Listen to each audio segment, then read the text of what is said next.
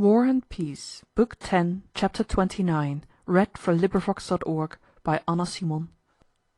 On returning from a second inspection of the lines, Napoleon remarked, "The chessmen are set up.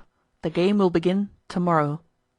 Having ordered punch and summoned de Beausset, he began to talk to him about Paris and about some changes he meant to make to the Emperor's household, surprising the prefect by his memory of minute details relating to the court.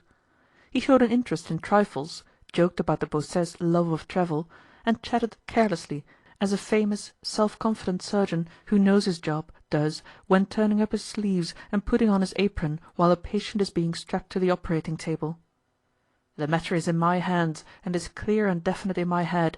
When the time comes to set to work I shall do it as no one else could, but now I can jest, and the more I jest and the calmer I am, the more tranquil and confident you ought to be, and the more amazed at my genius." Having finished his second glass of punch, Napoleon went to rest before the serious business which, he considered, awaited him next day. He was so much interested in that task that he was unable to sleep, and in spite of his cold, which had grown worse from the dampness of the evening, he went into the large division of the tent at 3 o'clock in the morning, loudly blowing his nose. He asked whether the Russians had not withdrawn, and was told that the enemy's fires were still in the same places. He nodded approval. The adjutant in attendance came into the tent. "Well, Rapp, do you think we shall do good business today?" Napoleon asked him. "Without doubt, sire," replied Rapp. Napoleon looked at him. "Do you remember, sire, what you did me the honor to say at Smolensk?" continued Rapp. "The wine is drawn and must be drunk." Napoleon frowned and sat silent for a long time, leaning his head on his hand. "This poor army," he suddenly remarked. "It has diminished greatly since Smolensk. Fortune is frankly a courtesan, Rapp. I've always said so, and I'm beginning to experience it. But the Guards, Rapp, the Guards are intact?" he remarked interrogatively. "Yes, sire," replied Rapp. Napoleon took a lozenge, put it in his mouth, and glanced at his watch. He was not sleepy, and it was still not nearly morning. It was impossible to give further orders for the sake of killing time, for the orders had all been given and were now being executed. "Have the biscuits and rice been served out to the regiments of the Guards?" asked Napoleon sternly. "Yes, sire." "The rice too?" Rapp replied that he had given the Emperor's order about the rice, but Napoleon shook his head in dissatisfaction, as if not believing that his order had been executed. An attendant came in with punch. Napoleon ordered another glass to be brought for Rapp, and silently sipped his own. "I've neither taste nor smell," he remarked, sniffing at his glass. "This cold is tiresome. They talk about medicine. What is the good of medicine when it can't cure a cold? Corvisart gave me these lozenges, but they don't help at all. What can doctors cure?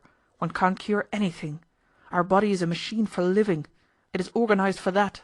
It is its nature. Let life go on in it unhindered, and let it defend itself. It will do more than if you paralyze it by encumbering it with remedies. Our body is like a perfect watch that should go for a certain time. The watchmaker cannot open it, he can only adjust it by fumbling, and that blindfold. Yes, our body is just a machine for living, that is all." And having entered on the path of definition of which he was fond, Napoleon suddenly and unexpectedly gave a new one. "Do you know, Rapp, what military art is?" he asked. "It is the art of being stronger than the enemy at a given moment. That's all."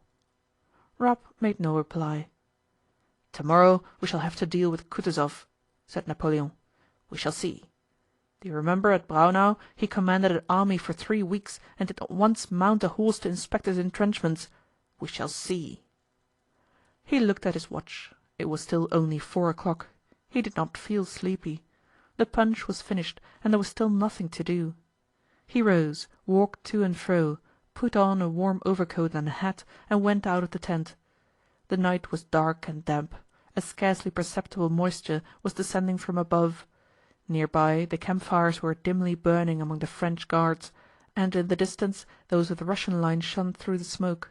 The weather was calm, and the rustle and tramp of the French troops already beginning to move to take up their positions were clearly audible. Napoleon walked about in front of his tent, looked at the fires and listened to these sounds, and as he was passing a tall guardsman in a shaggy cap, who was standing sentinel before his tent and had drawn himself up like a black pillar at sight of the Emperor, Napoleon stopped in front of him. "What year did you enter the service?" he asked, with that affectation of military bluntness and geniality with which he always addressed the soldiers. The man answered the question. "Ah, one of the old ones. Has your regiment had its rise?" "It has, your Majesty." Napoleon nodded and walked away. At 5:30 Napoleon rode to the village of Shevárdino. It was growing light, the sky was clearing, only a single cloud lay in the east.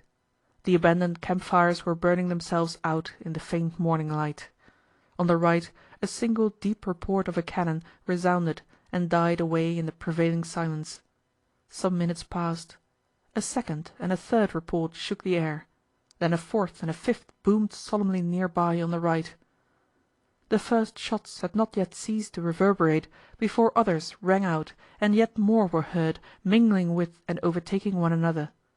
Napoleon with his suite rode up to the Shevárdino Redoubt, where he dismounted. The game had begun. Chapter 29